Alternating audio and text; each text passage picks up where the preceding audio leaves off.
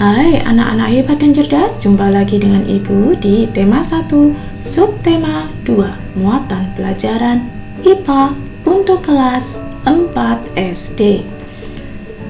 Kali ini kita akan belajar indera pendengar atau telinga.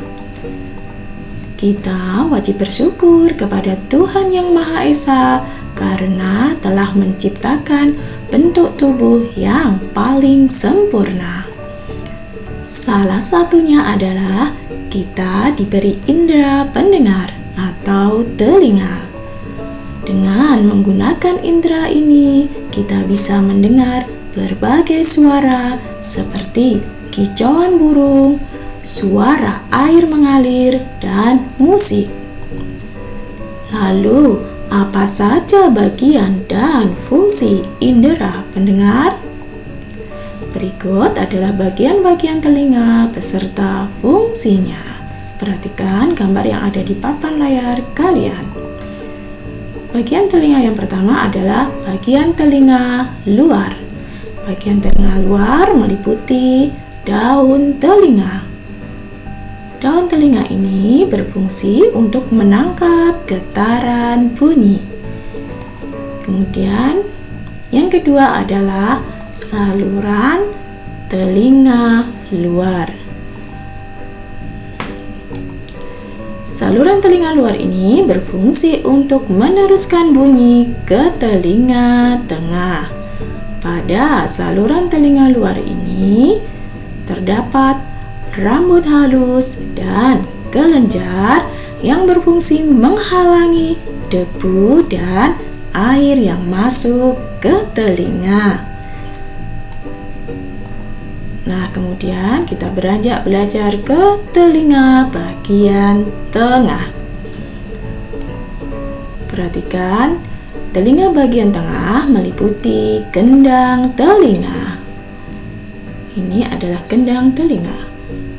Gendang telinga berfungsi untuk menerima getaran bunyi dari daun telinga dan meneruskan ke tulang-tulang pendengaran.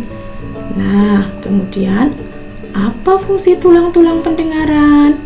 Tulang-tulang pendengaran ini berfungsi meneruskan getaran bunyi ke koklea. Nah, bagian telinga tengah yang lainnya adalah saluran eustasius. Saluran ini berfungsi menghubungkan ruang telinga tengah dengan faring. Apa itu faring? Faring adalah bagian yang menghubungkan mulut dengan kerongkongan.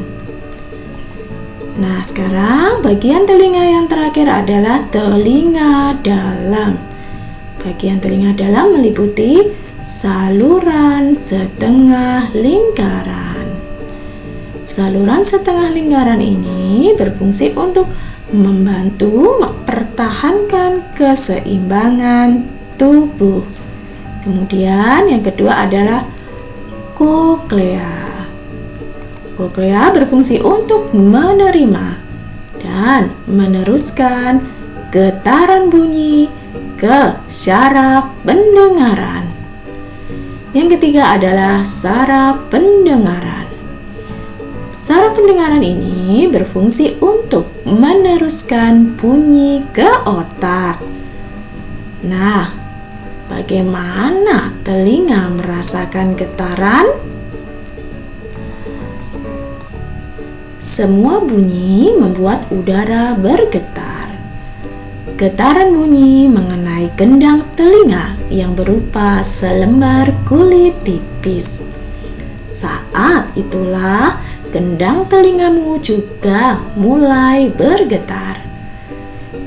Getaran dari gendang telingamu menjadi lebih besar di telinga tengahmu dan diubah menjadi pesan-pesan listrik di telinga dalammu. Nah, berikut adalah proses mendengar bunyi. Yang pertama adalah adanya getaran dari sumber bunyi. Kemudian, gelombang bunyi ditangkap oleh daun telinga. Selanjutnya, gelombang bunyi merambat di saluran telinga luar. Setelah itu, bunyi akan menggetarkan gendang telinga. Getaran gendang telinga menggetarkan tulang-tulang pendengaran. Kemudian, koklea menangkap getaran dari tulang-tulang pendengaran dan mengirim ke saraf pendengaran. Setelah itu, saraf pendengaran mengirimkan rangsangan bunyi ke otak. Otak menerjemahkan bunyi yang didengar. Oke, sudah paham anak-anak hebat dan cerdas? Bagaimana proses kita bisa mendengar bunyi? Nah, sekarang mari kita lanjutkan dengan kepekaan telinga sebagai indera pendengar. Telinga manusia dapat mendengar bunyi dengan frekuensi 20 sampai 20.000 Hz. Kemampuan mendengar setiap orang berbeda-beda. Hal ini dipengaruhi oleh faktor usia dan kesehatan telinga. Orang yang lebih lanjut usianya, biasanya kemampuan pendengarannya akan berkurang. Nah, lalu bagaimana memelihara kesehatan telinga kita? Telinga perlu dirawat kebersihannya agar tetap sehat. Berikut adalah cara merawat telinga. Yang pertama, bersihkan telinga bagian luar secara teratur menggunakan sapu tangan dan air hangat. Yang kedua, jangan mengorek-ngorek telinga kamu karena dapat mendorong kotoran lebih dalam dan kotoran itu akan semakin menumpuk. Kotoran yang menumpuk dapat mengganggu pendengaran dan mengakibatkan robeknya selaput gendang telinga.